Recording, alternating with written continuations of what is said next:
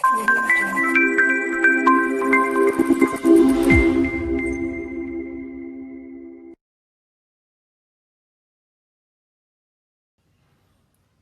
Friends, आपका फिर से स्वागत है आविष्कार एकेडमी में। आज मेरा लेक्चर का दूसरा दिन है। फर्स्ट दिन हमने देखा है फंक्शन के बारे में। कैसे हो आप सब? वैसे पहले पूछ लूँ, कैसे हो आप सब? बढ़िया।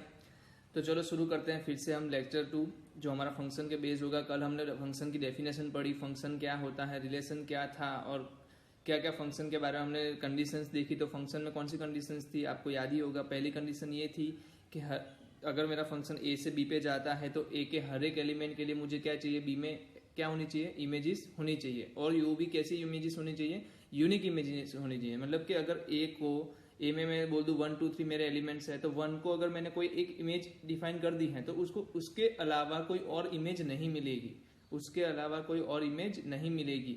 और हमने मैपिंग में भी देखा था, मैपिंग भी ड्रॉ करके देखा था, जहां पर हमने 2 एग्जांपल्स भी याद रखने के लिए ले दिए थे। कौन से? पिताजी वाला और शैडो वाला। कि जहां पर हमें पता है एक बेटे के 2 पिताजी नहीं हो सकते, वैसे ही एक बंदे के 2 शैडो नहीं हो सकते।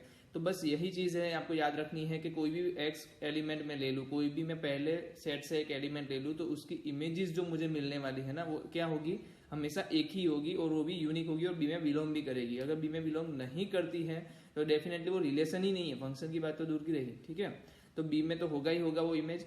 और दूसरी बात, रिलेशन फंक्शन हो या ना हो वो हमें चेक करना पड़ेगा, बट फंक्शन हमेशा क्या है, रिलेशन है। वो भी एक टॉपिक देखा था हमने, अच्छे से समझ में आ गया होगा। और कुछ होमवर्क में भी क्वेश्चन हमने दिए थे कि फंक्शन है कि नहीं है, चेक करने थे। तो हम स्टार्ट करते हैं आज के इस सेशन को उसी होमवर्क के क्वेश्चन को पूरा करके। ठीक है, तो मैं शुरू करता हूँ। पहला क्वेश्चन जो हमारा था F1 फंक्शन। तो जब भी आपको इस तरीके से फंक्शन दिया जाए, सेट के फॉर्म में अगर फंक्शन दिया गया है, सेट के फॉर्म में अगर फंक्शन दिया गया है, तो आप आसान करने के लिए क्या कर सकते हो, इसको मैपिंग कन्वर्ट कर सकते हो। किस में कन्वर्ट कर सकते हो? मैपिंग से दिखा सकते हो। इसको क्या बोलते हैं? मैपिंग मेथड दिखा बोलते हैं। तो कितने हैं मेरे पास? 3 फंक्शन है। मैं 3 फंक्शन को ले लेता हूँ, तीनों फंक्शन को ले लेता हूँ। तीनों फंक्शन में एक अच्छी बात क्या है कि तीनों फंक्शन में आपको ए और बी सेम दिए हैं। ए क्या है मेरा? 1 2 3 4, 1 2 3 4, 1 2 3 4। चलो सामने की साइड क्या है? X y z, x y z, x y z, x y z. चलो ये भी देन हो गया। अब मुझे क्या करना है, रिलेशन जो फंक्शंस मुझे दिए हैं उसको मैं क्या करूंगा, मैपिंग से दिखाऊंगा, पेयर बना के। 1 से 2 की पेयर। क्या ये पॉसिबल है? 1 से 2 की पेयर बन सकती है? नहीं बन सकती। क्यों? क्योंकि ये 2 जो होना चाहिए ना, जो पीछे वाला पार्ट है, वो कहाँ से आना चाहिए? सेट बी से आना चाहिए। कहाँ से आना चाहिए?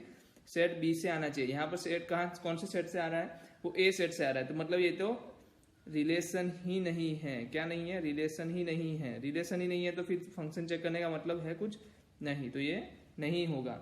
सेकंड देखो क्या है, 1x, तो मैं 1x ले लेता हूँ। ओके, फिर है 2y, तो 2y ले लेते हैं। फिर है 3z, ओके 3z ले लिया। फिर मेरे पास क्या है, 4y है, ओके 4y ले लिया। तो क्या बता सकते हो ये फंक्शन है कि नहीं है? देखो हमने कंडीशन क्या देखी थी, हर एक एलिमेंट के लिए एक एक इमेज होनी चाहिए। तो हर एक में से एक एक चीजें निकल रही है, मतलब हर एक एलिमेंट के लिए एक एक इमेज है, एक से ज्यादा इमेज किसी की भी नहीं है। तो ये एक तरीके से देखने जाओ तो क्या कंडीशन को फुलफिल कर रही है? ऑफकोर्स कर रही है। हर एक एलिमेंट के लिए इमेज है, हाँ, each and every element has a image. But unique image है, हाँ, क्योंकि 1 में एक ही इमेज एक्स है बस। उसको बोलोगे, अगर कोई मुझे कल उठ के बोल देगा एक की इमेज क्या थी, तो मैं डायरेक्टली बोलूंगा एक्स थी, कोई भी कंफ्यूजन के बिना। वाई जेड में कंफ्यूजन नहीं रखूंगा, मैं क्या बोलूंगा? एक्स थी। 2 के लिए पूछेगा, मैं बोल दूंगा हाँ वाई है। 3 के लिए जेड है और 4 के लिए वाई है। मैं बोलूंगा क्यों? क्योंकि दिख रही है ना चीजें। क्या ऐसा हो रहा है कभी एक के पास दो इमेजेस और मैं कंफ्यूज होना पड़ेगा, मैं दो में से किसका आंसर दूं? ठीक है, तो यहाँ पर आप वो भी देख सकते हो, शेडो वाला। 1 का शेडो एक्स है, 2 का शेडो वाई है, 3 का शेडो जेड है, 4 का शेडो वाई है। क्या 2 और 4 के शेडो साथ में आ सकते हैं? आ सकते हैं। कल ही हमने देखा था। कब आ सकते हैं? जब 2 इंसान एक साथ बगल में खड़े हो जाए तो दोनों का शेडो क्या हो जाएगा? सेम हो जाएगा। तो मैं बोल सकता हूँ ये फंक्शन है। तो F2 क्या है? फंक्शन है। F2 फंक्शन है। चलो F3 पे आ जाते हैं। F3 में क्या है? 1x है, 1x ले लो। 2y है या 1y है? 1y है, ओके। फिर हमें 2z है, 2z ले लिया। फिर आपका 4y है, 4y है। चलो यहाँ पर देख लो, तो यहाँ पर देखो 3 जो है, 3 के लिए कोई इमेजेस हमें बी में मिल नहीं रही। 3 के लिए हमें क्या नहीं मिल रही है? इमेजेस नहीं मिल रही है। इसका सीधा सा मतलब क्या है? 3 के लिए इमेज नहीं मिल रही है तो 3 के लिए इमेज नहीं मिल रही है, इसका सीधा सा मतलब यही बनता है कि फंक्शन है ही नहीं। फंक्शन में क्या है rule, each and every element has a image in set B. तो यहाँ पर 3 की इमेज मिल नहीं रही, इसलिए ये फंक्शन नहीं है। अगर 3 की इमेज मिल भी जाती तो देखो यहाँ पर 1 की दो इमेजेस हैं, तो यहाँ पर भी क्या हो रहा है, कैंसिल हो रहा है, यहाँ पर भी फंक्शन नहीं हो रहा है, तो ये भी क्या हो गया, फंक्शन नहीं है। क्या नहीं है, फंक्शन नहीं है। चलो अब दूसरे जो हमारे पास थे f4x, क्या हमने ये देख लिया है, क्या हमने ये क्वेश्चन देख लिया है, x2 y equal to x2 देख लिया है। कैसा ग्राफ आता था, ऐसा ही कुछ ग्राफ बना था, कल ही देखा था हमने एग्जाम्पल में। जो भी बंदे को कोई नहीं पता है वो पुराना वीडियो देख के ये चीज़ें देख सकता है, नोट कर सकता है। और हमने क्या करना है, हमें तो सिर्फ वर्टिकल लाइन ड्रॉ करनी है। क्या करनी है, वर्टिकल लाइन ड्रॉ करनी है। जैसे ही वर्टिकल लाइन ड्रॉ कर रहे हो आपको क्या मिल रहा है, क्या यूनिक चीज़ें मिल रही है, यूनिक चीज़ें मिल रही है। वाई के लिए यूनिक चीज़ें, हाँ एक्स की वैल्यू में चेंज करता जाऊंगा, वाई के लिए यूनिक चीज़ें मिलेगी। सीधी बात है ना, यूनिक वैल्यू मिल रही है, यूनिक वैल्यू मिल रही है, इसका मतलब ये फंक्शन है, ये फंक्शन है। समझ में आ रहा है। चलो तो अब मुझे बताओ चीज़ें। दूसरा था x³ - 3, x³ - 3। क्या आपको x³ का कर्व पता है? कुछ लोग होंगे जिसको शायद से x³ का कर्व नहीं पता होगा, तो हम क्या करेंगे, इसको ड्रॉ करेंगे। कैसे ड्रॉ करते हैं, अगर मुझे कभी भी कोई कर्व ड्रॉ ग्राफ उसका पता नहीं है तो हम कैसे ड्रॉ करना शुरू कर सकते हैं। सिंपल सा फंडा है, आप क्या करो, -2 -1 0 1 2, ये 5 वैल्यू के लिए आप क्या ले लो, उसकी वैल्यूज ले लो। जैसे ही आपको वैल्यूज मिलेगी आप उसको क्या करो, कोऑर्डिनेट सिस्टम पे दिखाओ और उसको क्या कर सकते हो, आप ड्रॉ कर सकते हो। -2 के लिए आंसर क्या आएगा, -2⁻8 3, क्या आएगा, -8 - 3 आया आपका -11।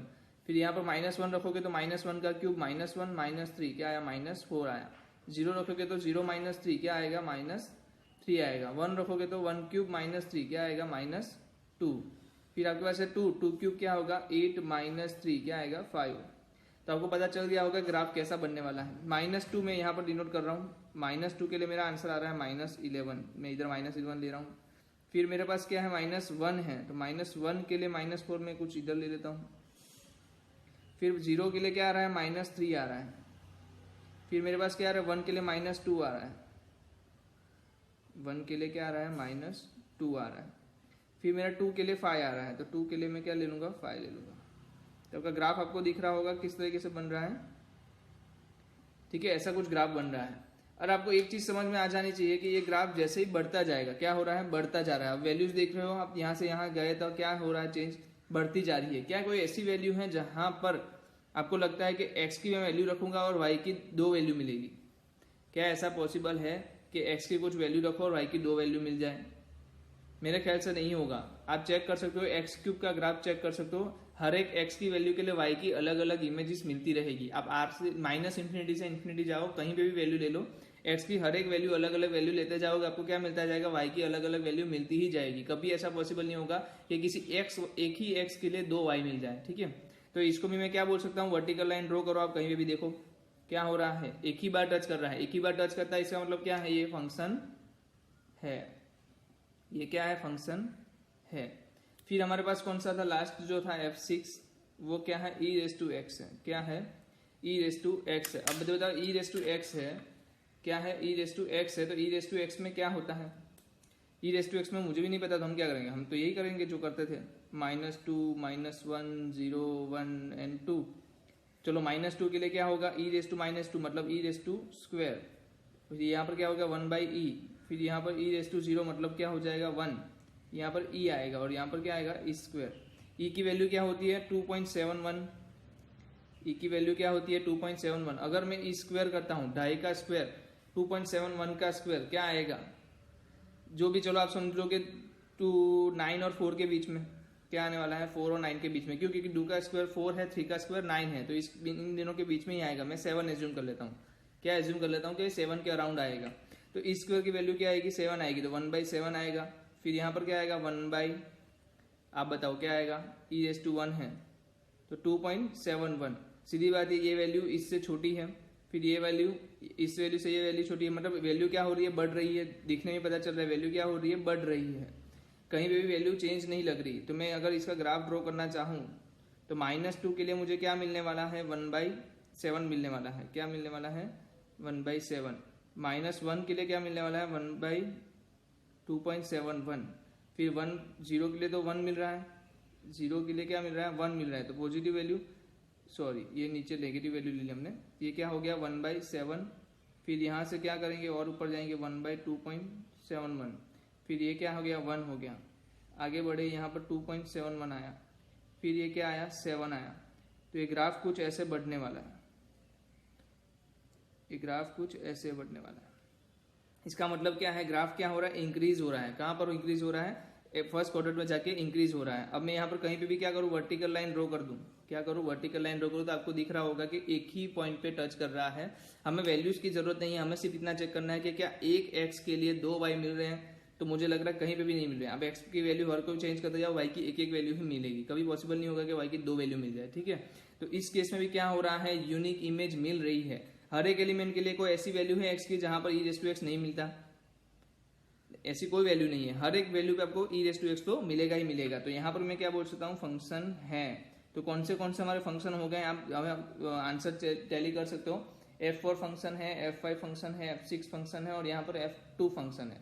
तो 4 आंसर मेरे आ रहे हैं जो फंक्शन है। कौन कौन से हैं वो, f2, f4, f5 and f6। तो आशा है कि आपके ये सब क्वेश्चंस आंसर सही हुए होंगे। कोई इतना बहुत इजी क्वेश्चन थे, क्या था, बहुत ही हल्का क्वेश्चन था, कुछ नहीं था इसमें, ठीक है। अब जो हम पढ़ने वाले हैं वो है हमारा डोमेन, कोडोमेन एंड रेंज। क्या है, डोमेन, कोडोमेन एंड रेंज। सही तरीके से ध्यान देना, एकदम आसान से एक ही बार में ये चीज समझ में आ जाएगी। क्या होगी, एक ही बार में समझ में आ जाएगी अगर आपका ध्यान इधर रहा तो, ठीक है। पहली चीज जो है डोमेन, डोमेन किसको बोलते हैं, डोमेन बोलते हैं एक्स की हर एक वैल्यू, एक्स की all possible values, all possible values of x. X क्या है, अगर मेरा फंक्शन क्या करता है, ए से बी जाता है, क्या करता है, ए से बी जाता है, मेरा फंक्शन ए से बी जाता है, तो एक्स बिलोंग्स टू ए है। एक में जो एलिमेंट्स रहे हैं ना वो मेरा क्या है, एक्स है। तो all possible values of x for which के जहां पर मेरा function, for which function is defined, function is defined. शायद हो सकता है कि आपको शब्दों में ज्यादा समझ में ना आए, पर इसका एग्जाम्पल लेंगे तो तुरंत समझ में आ जाएगा। मैं एक फंक्शन ले लेता हूं, मैं क्या करता हूं, एक फंक्शन ले लेता हूं एफ ऑफ एक्स, एक ले लेता हूं 1/x, और मेरा फंक्शन मैं करता हूं दो फंक्शन लेता हूं मैं, f1 लेता हूं n से r और f2 लेता हूं r से r। क्या करता हूं, f1 लेता हूं n से r और f2 लेता हूं r से r। r से r मतलब ये आपको पता होगा, ये सेट है ना, रियल नंबर सेट है, ये क्या है, नेचुरल नंबर सेट है, ठीक है। तो फंक्शन मेरा क्या है 1/x है, फंक्शन मेरा क्या है 1/x है। x क्या है, x आपको पता है a में आने वाली हर एक वैल्यू है, a में आने वाली हर एक वैल्यू है। तो पहले मैं देखता हूं इसमें a क्या है मेरा, इसमें a है मेरा n। तो x की वैल्यूज क्या हो सकती है, x की वैल्यू 1 हो सकती है, 2 हो सकती है, 3 हो सकती है, 4 हो सकती है, 5 हो सकती है। और मेरी क्वेश्चन डेफिनेशन क्या बोल रही है, all possible value of x, all possible value of x। A set में जितनी भी वैल्यूज है उसमें से ऐसी ऐसी वैल्यूज मुझे निकालनी है जो वैल्यू के लिए मुझे क्या मिले, ये फंक्शन डिफाइन हो, जो फंक्शन अनडिफाइन ना हो जाए। तो ऐसी कौन सी वैल्यू दिख रही है आपको, बता सकते हो कुछ। मैं देखता हूँ 1 डालता हूँ तो 1/1 1 आता है, 2 डालता हूँ 1/2 आता है, 1/3 आता है, इनफाइनाइट तक जाता रहूंगा, क्या होगी, वैल्यू मिलती जाएगी। क्या ऐसी कोई वैल्यू है जहां पर ये अनडिफाइन हो रहा है, कोई भी बता सकता है। x = 0 पे अनडिफाइन हो रहा है, क्या हो सकता है, x = 0 पे अनडिफाइन हो रहा है। अगर x = 0 पे अनडिफाइन हो रहा है तो सीधी बात है मैं 0 नहीं ले सकता। बट आप मुझे बताओ क्या n में 0 आता है, n में 0 आता है, नहीं आता ना, 1 से स्टार्ट होता है। तो मैं यहाँ पर क्या बोल दूंगा, डोमेन को कैसे दिखाते हैं, df बोलते हैं, क्या बोलते हैं, df बोलते हैं। तो यहाँ पर मेरा df क्या होगा, df1 ले लूँ मैं, 1 है तो df1 मेरा आएगा n, नेचुरल नंबर ही मेरा क्या हो जाए, नेचुरल नंबर का सेट जो है वही मेरा डोमेन हो जाएगा, क्योंकि मैं x की हर एक वैल्यू कहाँ से लूंगा, अभी n में से लूंगा। इस वाले केस में क्या होगा, r में तो 0 आता है, r में क्या आता है, 0 आता है, सीधी बात है, r में 0 आता है। इसका मतलब मुझे r में से 0 को हटाना पड़ेगा तभी मैं डोमेन बोल पाऊंगा, क्योंकि आपको पता है कि 0 आप नहीं रख सकते, क्योंकि वहां पर फंक्शन क्या हो जाता है, अनडिफाइन हो जाता है। तो आपको केयर करनी पड़ेगी, क्या केयर करनी पड़ेगी कि भाई मैं गलती से भी क्या करूं, r में जो 0 वैल्यू दी है उसको ना ले लूं, क्योंकि वहां पर मेरा फंक्शन अनडिफाइन हो जाता है। तो उसको अनडिफाइन करने से रोकने के लिए मैंने एक ऐसा और एक सेट बनाया जहां पर मेरा अनडिफाइन होगा ही नहीं कभी, और उसी सेट को हम क्या बोलते हैं, डोमेन बोलते हैं। समझ में आया होगा डोमेन किसको बोलते हैं, वो हर एक वैल्यू x की जहां पर मेरा फंक्शन क्या हो जाएगा, डिफाइन हो जाएगा, जहां पर मेरी फंक्शन क्या हो जाएगा, डिफाइन हो जाएगा। तो ये 2 केस लिए हमने, n से r और r से r। इस केस में आपका फंक्शन क्या आ रहा है, डोमेन क्या आ रहा है फंक्शन का, n आ रहा है। इस केस में क्या आ रहा है, r माइनस 0, क्योंकि 0 पे 1/x क्या होगा, डिफाइन नहीं होगा, इसलिए 0 पे 1/x डिफाइन नहीं होगा, इसलिए समझ में आ गया क्या करना है। x की हर एक वैल्यू, और एक एग्जांपल भी आगे लेंगे, इससे और ज्यादा समझ में आएगा, बट मेरे ख्याल से इतने में समझ आ गया होगा कि x की हर एक वैल्यू वो ले लो जहां पर क्या हो रहा है, डिफाइन हो जाए, क्या हो जाए, डिफाइन हो जाए फंक्शन, ठीक है। फिर हमारे पास आता है कोडोमेन, क्या आएगा, कोडोमेन। अब बताओ कोडोमेन क्या होता है। कोडोमेन में बोलूं एकदम फद्दू सी चीज है, एकदम फद्दू सी चीज है। कैसे, मैंने बोल दिया फंक्शन है a से b, तो आपको बोल देना है b है कोडोमेन, क्या है, b है कोडोमेन। मैं बोलता हूँ फंक्शन है मेरा n से r, तो आपको कोडोमेन क्या हो गया, चलो बताओ जल्दी से, r हो गया। अगर मेरा फंक्शन है x1 से, चलो p से q, मेरा फंक्शन है p से q, तो कोडोमेन क्या हो गया, q हो गया। समझ में आ रहा है क्या करना है, बस जहां पर मेरा फंक्शन जा रहा है ना, जहां पर मेरा फंक्शन जा रहा है, a से b जा रहा है तो b कोडोमेन, अगर c से d जा रहा है तो d कोडोमेन, जहां पर भी जा रहा है, जहां पर भी पहुंच रहा है ना, वो मेरा क्या हो जाएगा, कोडोमेन। अब बताओ सर, ये तो आपने बता दिया कि कोडोमेन क्या होता है, बट एग्जैक्टली उसकी डेफिनेशन क्या होती है, समझ में क्या चाहिए। तो आपकी जो इमेजेस आने वाली है, क्या आने वाली है इमेजेस, वो आप कहाँ से ले सकते हो, ए जो आपका ए सेट है वहां पर जो एक्स के एलिमेंट्स आने वाले हैं, अलग अलग एलिमेंट्स आने वाले हैं, उसकी पॉसिबल इमेजेस क्या हो सकती है, उसकी पॉसिबल इमेजेस क्या हो सकती है, वो सोचने के लिए हमें एक सेट चाहिए। तो पॉसिबल आप बताओ मुझे, फंक्शन या रिलेशन कब बनता है, जब उसकी इमेजेस पिछला जो हमारा सेट होता है वहां पर आती हो, तभी हम बोल सकते हैं कि वो मेरा क्या है, रिलेशन या तो फंक्शन है। तो अब सीधी सी बात है, जो पीछे वाले जो हमारा सेट होगा वो क्या करेगा, इमेजेस को इकट्ठा करने का काम करेगा, वहां से ही इमेजेस आएगी मेरी। हो सकता है इमेजेस से ना भी आए, ऐसे भी एलिमेंट्स वहां पर हो, क्या हो सकता है वहां से इमेजेस ना आए, वैसे भी एलिमेंट्स हो। तो ये क्या है, ऑल पॉसिबल इमेजेस है, क्या है, ऑल पॉसिबल इमेजेस, इमेजेस नहीं है, क्या है, पॉसिबल, हो सकती है, ये इमेजेस हो सकती है, चांसेस है, ये इमेजेस हो सकती है, उसका सेट है। ये उसका सेट नहीं बता रहा कि सिर्फ इमेजेस दिखा रहा है, ये क्या दिखा रहा है, पॉसिबल इमेजेस, क्या क्या हो सकती है उसका सेट दिखा रहा है, तो उसको क्या बोलेंगे हम, कोडोमेन बोलेंगे। अक्सर लोग कोडोमेन और रेंज में अभी बोलता हूँ क्या होगा, उसमें कंफ्यूज होते रहते हैं कि कभी कभी क्या करते हैं, रेंज को कोडोमेन बोल देते हैं, कोडोमेन को रेंज बोल देते हैं। तो मैं नहीं चाहता कि ऐसी चीजें आपके साथ हो, तो आप यहाँ पर थोड़ा ध्यान और साथ में रखें, क्योंकि कोडोमेन के साथ साथ रेंज जान लेना बहुत जरूरी है। अगर इसमें जरा भी गड़बड़ी की तो आगे जाके बहुत ही नुकसान कर सकता है आपका, ठीक है। तो मैं और एक चीज ले लेता हूं, जैसे कि नाम है रेंज। रेंज क्या है, दोनों में एकदम बारीकाई से चेंज है। जहां पर हमने क्या बोला था, यहाँ पर ऑल सेट ऑफ, क्या है, सेट ऑफ, तीनों सेट्स हैं, तीनों क्या है, सेट्स हैं, set of all possible images, क्या है, all set of all possible images. Possible images क्या हो सकती है, क्या आप इमेज पॉसिबल कर सकते हो, क्या एक्सपेक्ट कर सकते हो आप। और रेंज क्या है, सेट ऑफ ऑल इमेजेस। देखो कितनी, मतलब कितना सिमिलैरिटी है। ऑल पॉसिबल मतलब कि क्या क्या हो सकती है, ये क्या है, जो है वो क्या दिखाना चाहती है, ये क्या दिखाना चाहती है, जो है फंक्शन में जो ऑलरेडी इमेजेस है। जैसे कि हम एग्जांपल लेते हैं, एक मैंने फंक्शन ले लिया एफ ऑफ एक्स, मैंने ले लिया कॉस एक्स ले लिया, क्या ले लिया, कॉस एक्स ले लिया। कॉस एक्स क्या है आपको पता है, ट्रिग्नोमेट्रिक फंक्शन है। कॉस एक्स की वैल्यू क्या होती है, कि ऐसा कौन सा पॉइंट है जहां पर कॉस की वैल्यू नहीं मिलती, पहले तो ये बताओ। हर एक जगह पर मिलती है, तो कोई मुझे इसका डोमेन बता सकता है। अगर आपको डोमेन कभी ना दिया हो ना, फंक्शन ना दिया हो ऐसे कि R2R, तो आप क्या एज्यूम कर सकते हो, R2R एज्यूम कर सकते हो। कभी ना दिया गया हो तो, अक्सर तो दे ही देते हैं, पर ना दिया हो तो आप क्या एज्यूम कर सकते हो, R2R। इस केस में डोमेन क्या होगा, क्या ऐसी कोई वैल्यू है जहां पर कॉस नहीं मिलता। ऐसा टेन और कोट में होता है, सेक कोसेक में होता है, साइन कोस तो हर जगह मिलता है, ठीक है। तो x की वैल्यू में कोई भी ले सकता हूँ, इसका मतलब क्या है, x बिलोंग्स टू r। मैं r में से कोई भी वैल्यू ले लूँ, मुझे क्या मिलने वाला है, कोस x की वैल्यू मिलने वाली है। तो पहले तो मैं डोमेन बता देता हूँ, डोमेन मेरा क्या आ गया, r आ गया। अब बात आई रेंज और कोडोमेन की। अब मुझे कोडोमेन क्या आएगा, कोई भी भला बंदा सोच के बता देगा, क्या आएगा, r। क्या हुआ, गड़बड़ी हुई क्या, r से r क्या आएगा, R से R जा रहा है, जहां जाता है वही कोडोमेन है। A से B गया, B कोडोमेन, N से R गया, R कोडोमेन, P से Q गया, Q कोडोमेन। तो यहाँ पर R से R जा रहा है, तो कोडोमेन क्या हो जाएगा, मेरा कोडोमेन हो जाएगा R। क्या हो जाएगा, R। अब बात आती है रेंज की। मतलब इसका क्या है कि मैं कोई भी वैल्यू cos x की लूंगा, वो मुझे पॉसिबल है कि वो कहां से होगी, R से होगी। पॉसिबल इमेजेस कहां से हो सकती है, R से हो सकती है। वो 2 भी हो सकती है, 3 भी हो सकती है, 4 भी हो सकती है।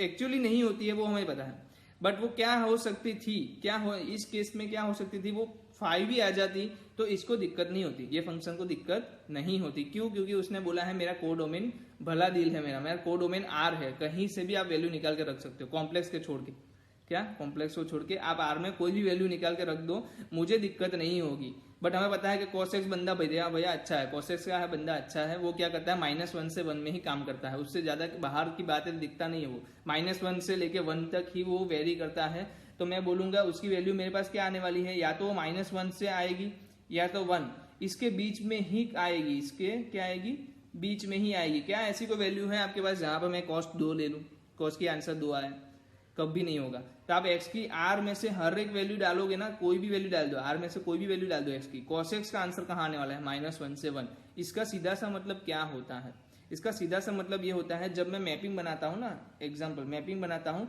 तो मैं ऐसे ऐसे ग्राफ बनाता हूँ, देखो ऐसे ऐसे पेयर बनाते हैं, तो पेयर में क्या होने वाले हैं, -1 0 1, मतलब -1 से 1 के बीच के ही एलिमेंट्स आएंगे, बाहर के जो एलिमेंट्स है ना वो कभी किसी का पार्ट नहीं बनेंगे, वो कभी इमेजेस नहीं बनेगी। हाँ वो इमेजेस बन सकती थी बट बनेगी नहीं, क्योंकि cos x ने ऐसा ठान के रखा है कि वो मैं नहीं बनाने वाला उसको, वो cos x का मामला है, ठीक है। cos x ने ऐसा बोल दिया कि मेरी रेंज तो भाई -1 से 1 ही जाएगी, मैं -1 से 1 के अलावा कोई आंसर नहीं दूंगा। तो इस केस में आपका इमेजेस क्या होने वाली है, अब देखो अभी यहाँ पर समझो, ऑल पॉसिबल इमेजेस क्या हो सकती थी, आर हो सकती थी, बट अब ऑल पॉसिबल इमेज है कौन सी, पॉसिबल नहीं, ऑल इमेजेस है कौन सी, -1 से 1 के बीच के आने वाली हर एक वैल्यू।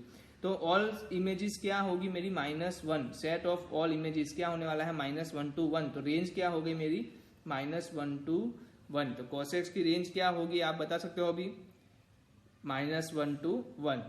क्या समझ में आ रहा है, चीजें समझ में आ रही है। डोमेन किसको बोलेंगे, कोडोमेन किसको बोलेंगे, रेंज किसको बोलेंगे, बहुत ही इंपॉर्टेंट चीज है। आपके जो भी क्वेश्चंस बनने वाले हैं 3 चीजों से बनने वाले, आपके जो भी क्वेश्चन बनने वाले हैं वो 3 चीजों से ही बनने वाले हैं, या तो वो आपको डोमेन पूछ लेगा या तो आपको वो रेंज पूछ लेगा। कोडोमेन तो वैसे नहीं पूछता, ज्यादातर कंफ्यूज करने के लिए यूज किया जाता है, बट इसमें घुमा फिरा के ऐसे बड़े बड़े क्वेश्चंस बनते हैं ना, हमें क्या करना है, हमें छोटे छोटे करते करते करते करते करते वहां पर पहुंचना है। वहां पर पहुंचने पे हम आपका एक लेवल बना देंगे कि जहां पर आप कोई भी कॉम्प्लेक्स चीज दे दे, आप उसको तोड़ मरोड़ के क्या कर सकते हो, आसानी से रेंज और डोमेन निकाल सकते हो। मतलब आप क्वेश्चन देखते हो ना कभी कभी जीरेबली के उठा के, आपको लगेगा ये मतलब ये तो मतलब क्या साइंस ले लिया, कभी कभी लोग अपने आप डाउट कर लेते हैं, तो वैसी कोई चीज करने वाली है नहीं है, क्योंकि उन्होंने नीचे छोटे छोटे छोटे छोटे स्टेप्स नहीं लिए होते। अगर हम छोटे छोटे छोटे स्टेप्स लेके वहां तक पहुंचेंगे, मैं श्योर कह सकता हूँ आप बड़े बड़े क्वेश्चन को भी क्या कर सकते हो, तोड़ मरोड़ के आसानी से कर सकते हो। अब मैं बात करता हूँ आगे हम कुछ एग्जाम्पल्स लेते हैं इसमें से, जहां पर हम डोमेन और रेंज दोनों की निकालेंगे, ठीक है। तो हम कुछ एग्जाम्पल लेना चाहते हैं, कुछ एग्जाम्पल्स लेंगे। फंक्शन एक्स ले लेते हैं, हमें कोई आर से आर, चलो मैं फंक्शन लेता हूँ, आर से आर ही ले लेता हूँ। कुछ बोला नहीं गया है तो मैं पहले ही बोल दिया था क्या होना चाहिए, आर से आर होना चाहिए। फंक्शन क्या लेंगे, हम लेंगे 1 डिवाइड बाई √x² - 5 ले लें, या कुछ और ले लेते, 4 ले लेते चलो, क्योंकि इससे अंडर थोड़ा निकालना आसान होगा। x² - 4 ये हमें क्वेश्चन में दिया है, ये मेरा फंक्शन है।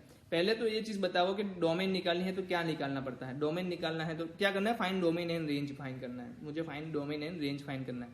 चलो जल्दी से बताओ डोमेन क्या आएगा।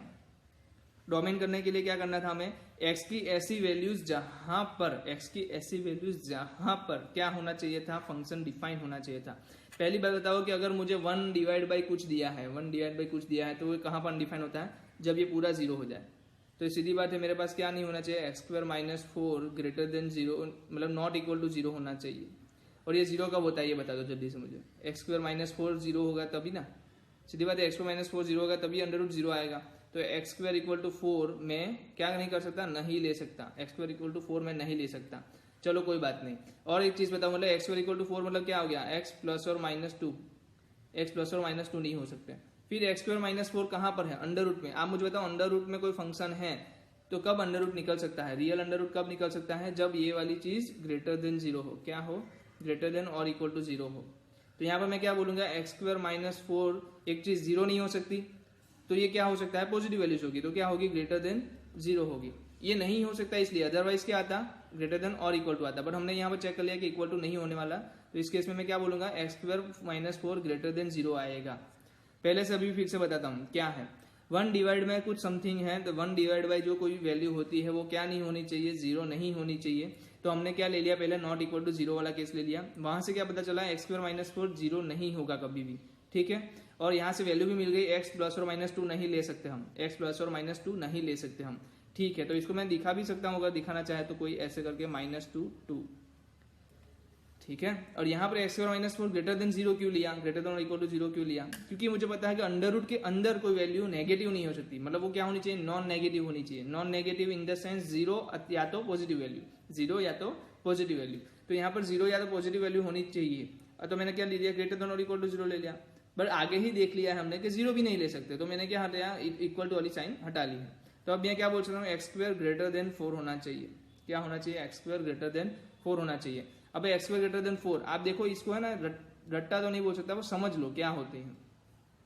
कभी कभी क्या होगा, सीधी बात आपको बोल देगी x² ग्रेटर देन a² है, या तो x² लेस देन a²। दो ही केस हो सकते हैं, या तो इक्वल टू हो सकता है। इक्वल टू के लिए तो हमें आता है, ठीक है, इक्वल टू के लिए तो हमें आता है। तो इस वाले केस में और इस वाले केस में आपकी जो वैल्यूज आएगी ना x की, वो क्या आने वाली है, वो मुझे बताना है। x² ग्रेटर देन a², तो क्या हो जाएगा, x² बाहर है, बड़ा है, x² बड़ा है तो बड़ा रहेगा, x² बड़ा है तो नेगेटिव में भी बड़ा रहेगा, पॉजिटिव में भी बड़ा रहेगा। समझ लो, वैल्यूज की बात कर रहा हूँ मैं, साइन की बात नहीं कर रहा हूँ, वैल्यूज की बात कर रहा हूँ। मतलब कि ये क्या हो गया मेरा a प्लस a, ये मेरा क्या हो गया -a। अब क्या है, x² को दबा के रखा है, किसने, a² ने। a² को क्या कर दिया, a² ने दबा के रखा है, मतलब कि लेस देन की साइड रखा है। इसका मतलब a² क्या करेगा, a² तो क्या करेगा पता है, x को अंदर दबा के रखेगा, अंदर दबा के रखेगा। तो आपकी x की वैल्यूज कहाँ से आने वाली है, यहाँ से आने वाली है। अब मुझे बताओ, यही चीज अगर मैं यहाँ पर लगाता हूँ, कहाँ पर लगाता हूँ, x² ग्रेटर देन 4, कौन सा वाला केस हो गया, ये वाला केस हो गया। तो अगर मैं इसको ड्रॉ करना चाहूँ तो क्या ड्रॉ होगा, x² ग्रेटर देन 4, 4 है तो 4 का अंडर रूट पहले तो क्या होता है 2 और -2, तो ये +2 आ गया, ये -2 आ गया। ग्रेटर देन है मतलब क्या होगा, x तो बाहर घूमेगा, बाहर जल से मारेगा, बाहर कहाँ, 2 के बाहर और -2 से भी बाहर। तो मेरी वैल्यूज क्या आ गई, -∞ से -2। क्या -2 ले सकते हैं, -2 नहीं ले सकते। तो ये कर्व कैसा आएगा, ओपन ले सकता हूं मैं, ओपन लूंगा। यूनियन कहां से ले सकता हूं, 2 से ले सकता हूं, पर 2 नहीं ले सकता, 2 से ले सकता हूं पर 2 नहीं ले सकता। तो 2 भी क्या आएगा, ओपन आएगा। तो कहां तक, इनफाइनाइट तक। तो ये मेरी क्या हो गई, डोमेन हो गया, ये मेरा क्या हो गया, डोमेन हो गया। तो अब यहाँ पर डोमेन निकालना आपको समझ में आया होगा। जहां जहां अनडिफाइन होता है फंक्शन, वो वैल्यू को हम हटा देंगे, जिससे क्या होगा कि कभी भी फंक्शन डिफाइन ना हो, ऐसा पॉसिबल नहीं होगा। तो और यहाँ पर कोई भी वैल्यू ले लो x की, क्या होता है, -2 के बीच में कोई वैल्यू लेते तो हो सकता था ये वैल्यू क्या हो जाती, नेगेटिव हो जाती। नेगेटिव होने से वजह से क्या हो जाता, अनडिफाइन हो जाता। अदरवाइज तो 0 हो जाती, तो 1/0 भी क्या होता, अनडिफाइन होता। अब बात आ रही है रेंज की। इसी केस में रेंज क्या होगी, इस केस में रेंज क्या होगी, आपको बता सकता है इसमें रेंज क्या होगी, आप मुझे बताओ। अंडर रूट क्या होता है, under root is always positive, under root is always positive. ध्यान रखना, अंडर रूट हमेशा क्या होता है, पॉजिटिव होता है। बहुत सारे लोगों ने बोल दिया होगा 4 का अंडर रूट प्लस और -2 आता है, नहीं, x² = 4 आता है, तब आप बोल सकते हो कि भाई x की वैल्यू प्लस और -2 आएगा। ठीक है, तो आप ये क्या बता नहीं सकते, ऐसी कोई चीज नहीं बता सकते, क्योंकि आप बताओ x = अगर अंडर रूट 4 है तो क्या x की 2 वैल्यू हो सकती है कभी। लीनियर इक्वेशन आपने कभी देखा है कि x की 2 वैल्यू होती है, एक ही वैल्यू होती है, और वो कौन सी होगी, पॉजिटिव होगी। तो यहाँ पर मुझे बताओ कि 1/√में कुछ दिया है, 1/√में कुछ दिया है, तो आप मुझे बताओ 1 में कुछ अंडर रूट में दिया है, तो वो वैल्यूज क्या होने वाली है, पॉजिटिव वैल्यू होने वाली है। और 1 पॉजिटिव, आप बताओ पूरा वैल्यू क्या हो गया, पॉजिटिव हो गया। दूसरी बात, ये 0 कब हो सकता है, 1/0 कभी होगा, कभी नहीं होगा, नीचे 0 नहीं ले सकता। 1/1 वो भी 1 होगा, 1/∞ तक जाएगा तो भी 0 तो नहीं पहुंचेगा ना, 0 से कुछ हटके आगे रहेगा। तो इस केस में क्या होगा, 0 नहीं हो सकता, 0 से आगे कोई भी ले लूं वैल्यू में निकाल सकता हूं पॉजिटिव की। तो 0 से इनफाइनाइट मेरा क्या हो जाएगा, रेंज हो जाएगा। क्या हो जाएगी, रेंज हो जाएगी। समझ में आ रहा है, आ रहा है समझ में। अब कुछ और फंडामेंटल्स हैं फंक्शन के रिलेटेड, जैसे कि मेरे पास वो फंक्शन है f(x) एंड g(x). देखो मैं बोल रहा हूँ फंक्शन है, मतलब ये फंक्शन है ऑलरेडी, चेक नहीं करना है, ये फंक्शन है ही। ठीक है, कहीं से भी हो सकते हैं, a से b हो सकते हैं, ये b से c हो सकता है, कोई भी हो सकता है, उससे हमें मतलब नहीं है। मैं इतना बोल रहा हूँ f फंक्शन है, g भी फंक्शन है। अगर मैं क्या करता हूँ, इसके फंक्शन को मैं क्या कर देता हूँ, सम कर देता हूँ, और क्या तो सब्ट्रैक्ट कर सकता हूँ, सम कर सकता हूँ या तो सब्ट्रैक्ट कर सकता हूँ। तो इसमें डोमेन और रेंज में क्या चेंज आएगा, तो रेंज का बताने पर डोमेन में क्या चेंज आने वाला है, डोमेन में क्या चेंज आने वाला है, तो डोमेन क्या हो जाएगा, df इंटरसेक्शन dg। अब ये df dg क्या है, तो आपने पहले ही नोटेशन देखा होगा, df क्या हो गया, f फंक्शन का डोमेन, g क्या हो गया, dg क्या हो गया, g फंक्शन का डोमेन। तो यहाँ पर क्या होगा, अगर f(x) प्लस और माइनस g(x) लूंगा तो डोमेन क्या हो जाएगा, df इंटरसेक्शन dg। मतलब कि df और dg में जो जो कॉमन पार्ट्स होगा ना, वही मेरा क्या होगा, नया डोमेन होगा। न्यू डोमेन क्या होगा, न्यू d मेरा क्या होगा, इन दोनों का इंटरसेक्शन। अगर मैं क्या करूँ, f(x) इंटू g(x) कर दूं, क्या करूँ, f(x) इंटू g(x) कर दूं, तो इस केस में भी क्या होगा, df इंटरसेक्शन डी जी होगा। क्या होगा? D F intersection D G. एक केस है यहाँ पर F of x divide by ji of X, F of x divide by ji of x. तो इस केस में क्या होगा? D F intersection D G तो होगा, बट एक चीज देख लो आप क्या हो रहा है, जी ऑफ एक्स जीरो भी नहीं ले सकता मैं, जो चीज हमने यहाँ पर गई थी, जी ऑफ एक्स क्या नहीं ले सकता मैं? जीरो नहीं ले सकता। तो एक इंटरसेक्शन और बढ़ जाएगा एक्स की, जहां पर जी ऑफ एक्स क्या है? Not equal to zero.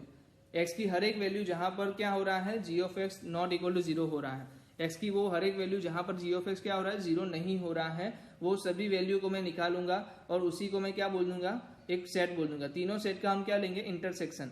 और जो डी मिलेगा वही मेरा क्या होगा? डोमेन होगा। तो ये बहुत ही सिंपल सी बात है, समझने वाली बात है। और एक एग्जांपल भी ले सकते हैं इसमें से हम, जैसे कि मैं बोलूँ एफ ऑफ एक्स मेरा है 3x² + 1 और जी ऑफ एक्स मेरा है √x-1। चलो एफ ऑफ एक्स मेरा क्या है? 3x² + 1 और जी ऑफ एक्स मेरा क्या है? √x-1। पहले तो मुझे डी एफ बता दो, D F function D F का डोमेन क्या होगा? एक्स की कौन सी वैल्यू ऐसी है जहां पर ये फंक्शन डिफाइन नहीं कर रहा? तो जब भी पोलिनोमियल दिए, ये क्या है? पोलिनोमियल है, क्वाड्रेटिक है, पोलिनोमियल है। तो पोलिनोमियल अगर मुझे क्या दे दे? न्यूमेरेटर में दे दे, डिनोमिनेटर है ही नहीं, सिर्फ न्यूमेरेटर है। यहाँ पर एक ही वैल्यू है, रेशनल नंबर है नहीं, सिर्फ पोलिनोमियल है। तो पोलिनोमियल ऑलवेज भी क्या होगा? उसके हर एक वैल्यू के लिए वैल्यू मिलेगी। तो डी एफ क्या हो गया आपका? आर हो गया कि हर एक वैल्यू के लिए एक्स की, आर की हर एक वैल्यू के लिए मुझे वाई तो मिल ही रहा है। जी ऑफ एक्स यहाँ पर क्या होगा? तो अंडर रूट में दी है चीजें, इसका मतलब x-1 ग्रेटर देन और इक्वल टू जीरो होना चाहिए। क्या होना चाहिए? x-1 ग्रेटर देन और इक्वल टू जीरो होना चाहिए। तो आप क्या करोगे? x ग्रेटर देन और इक्वल टू 1 लिख दोगे। इसका मतलब क्या है? 1 से इनफाइनाइट। अगर 1 से इनफाइनाइट मेरी वैल्यू है तो मैं क्या बोल सकता हूँ? मेरा डी क्या आ गया? डी क्या आ गया? 1 से इनफाइनाइट आ गया। ठीक है, कैसे 1 से इन्फिनिट आ गया? क्योंकि x-1 कभी भी नॉन नेगेटिव वैल्यू है, कभी भी नेगेटिव नहीं हो सकती। तो ये क्या हो जाएगा? x ग्रेटर देन और इक्वल टू 1 हो जाएगा। मतलब 1 से बढ़ के ही चीजें लेनी है मुझे, तभी ये जी ऑफ एक्स मतलब कि अंडर रूट जो चीज साइन है वो डिफाइन करेगी, अदरवाइज ये डिफाइन नहीं करेगी। तो अब आपको मुझे निकाल के देना है f of x plus g of x का domain, domain of f of x plus g of x क्या आएगा? आप बताओ। D F intersection D g. आप बताओ डी एफ क्या है? डी एफ तो पूरा समंदर है, आर मतलब पूरा समंदर है, उसमें से मुझे कुछ सिलेक्ट करना है डी जी। तो सीधी बात है, यूनिवर्सल सेट के साथ आप क्या करते हो? किसी सेट का इंटरसेक्शन करते हो। यूनिवर्सल सेट के साथ आप क्या करते हो? इंटरसेक्शन करते हो किसी सेट का। तो इंटरसेक्शन खुद सेट ही आ जाता है जो छोटा होता है। यहाँ पर छोटा कौन है? डी जी छोटा है। तो यहाँ पर मैं डी एफ इंटरसेक्शन डी जी लूंगा तो आंसर क्या आने वाला है? डी जी वो क्या है? 1 से लेके इनफाइनाइट तक। चलो कोई बता सकता है f of x into g of x दिखने में कैसा आता? फंक्शन कैसा दिखता? तो ये क्या दिखता? 3x² + 1 plus √x-1। यहाँ पर क्या दिखेगा? 3x² + 1 √x-1। अनडिफाइंड वैल्यू की बात कर रहे हैं। जीरो ऐसा नहीं कि जीरो नहीं हो सकती, जीरो हो सकती है पर अनडिफाइंड नहीं होनी चाहिए। ठीक है, तो यहाँ पर मैं देख रहा हूँ क्या होगा? डी एफ इंटरसेक्शन डी जी हमने एक बार जो ढूंढा है वही चीज आएगी। क्या आएगी? 1 to इनफाइनाइट। आपने देखा होगा, ये क्या देखा? ये रहा, दोनों में सेम है, D F intersection D G. तो एक बार ढूंढ लोगे तो दूसरे में काम आ ही जाएगा। बात जो आएगी ना यहाँ पर आगे अटकेगी, f of x divide by ji of x. तो 3x² + 1 कोई दिक्कत नहीं। डिवाइड में जो आ रहा है ना x-1, यहाँ पर क्या हो रहा है? हमने जो डी एफ इंटरसेक्शन डी जी लिया था वो कोई गलत वाली चीज नहीं है, अच्छी चीज है, समझने वाली चीज है। बट मुझे ऐसी कोई x की वैल्यू चाहिए जहां पर क्या होगा? G of x not equal to zero हो रहा है। वो सभी वैल्यूज के साथ भी इंटरसेक्शन करना पड़ेगा। तो अब मुझे कोई बता सकता है इस केस में क्या होगा? इस केस कौन से केस में ऐसा होगा कि g f x not equal to zero हो रहा है? कहां पर जीरो हो रहा है पहले ये बताओ। 1 पे जीरो हो रहा है ना, तो x की हर एक वैल्यू r-1 ले लो। क्या ले लो? r-1। मतलब 1 नहीं ले सकता, बाकी मैं r की कोई भी वैल्यू ले सकता हूं जहां पर g of x not equal to zero हो रहा है। G of x not equal to zero हो रहा है। और दूसरी बात, r नहीं ले सकता, आप क्या ले सकते थे? 1 से इनफाइनाइट, क्योंकि डोमेन क्या है आपका? डी एफ का, सॉरी डी जी का डोमेन क्या है? 1 से इनफाइनाइट आप वैल्यूज ले सकते थे, उसमें से मैं क्या नहीं ले पा रहा हूँ? 1 नहीं ले पा रहा। तो इसको अच्छे से कैसे दिखा सकते हैं? सॉल्व तरीके से 1 को ओपन कर्व में दिखा देंगे, क्योंकि इसमें 1 की वैल्यू इन्वॉल्व है, इसमें 1 की वैल्यू इन्वॉल्व नहीं है। तो मैं क्या लिख सकता हूँ? Open curve 1 to infinite. अब मुझे बताओ r intersection 1 to infinite intersection 1 to infinite. तीनों में कॉमन चीजें क्या है? तीनों में कॉमन चीजें क्या है? तीनों में आती हो ऐसी वैल्यू कौन सी है? सीधी सी बात है, 1 to इनफाइनाइट है जहां पर 1 बिलोंग नहीं कर रहा, 1 नहीं है अंदर। ठीक है, तो ये मेरा तीनों में क्या आ गया? इंटरसेक्शन आ गया। तो इसका डी क्या आने वाला है? 1 से इनफाइनाइट, जहां पर 1 ओपन कर्व में आएगा, 1 बिलोंग नहीं करेगा। क्या आपको ये चीजें समझ में आ रही है कैसे रेंज डोमेन फाइंड करना है? और ये जो हमारे कॉम्प्लेक्सिटी है जो हो रही थी कि एफ ऑफ एक्स और जी ऑफ एक्स दोनों एक साथ दे दे, तो हम उस केस में कैसे लड़ सकते हैं? तो अगर दोनों का सम दिखाया है तो डीएफ इंटरसेक्शन डीजी ले लो, अगर दोनों का क्या लिया मल्टीप्लीकेशन लिया है तो भी डीएफ और डीजी का इंटरसेक्शन ले लो। अगर अदरवाइज वो क्या है f of x divide by ji of x है, तो उस केस में आप क्या करोगे? उस केस में आप क्या करोगे? जी एफ एक्स जीरो नहीं होता है उसका भी ध्यान रखोगे और उस चीज को आगे जाके इंटरसेक्शन में लोगे। और दूसरी चीज डोमेन रेंज को डोमेन क्या था पहले से बता देता हूं। डोमेन जो एक्स की हर एक वैल्यू दिखाता है जहां पर फंक्शन मेरा डिफाइन करे, ठीक है, एक्स की हर एक वैल्यू का सेट है जहां पर मेरा फंक्शन डिफाइन कर रहा है। फिर हमारा दूसरा केस आया था को डोमेन। अगर मेरा फंक्शन ए से बी जा रहा है, सी से डी जा रहा है, कोई भी जगह पे जा रहा है, कोई भी जगह पे पहुंच रहा है, कहीं कहीं इमेजेस पॉसिबल कर रहा है, तो जो जिस सेट में से इमेजेस में ले सकता हूँ, पॉसिबल कर सकता हूँ, उस सेट को हम बोल देंगे को डोमेन। जैसे ए से बी पे गया बी को डोमेन, सी से डी पे गया डी को डोमेन, पी से क्यू गया तो क्यू को डोमेन।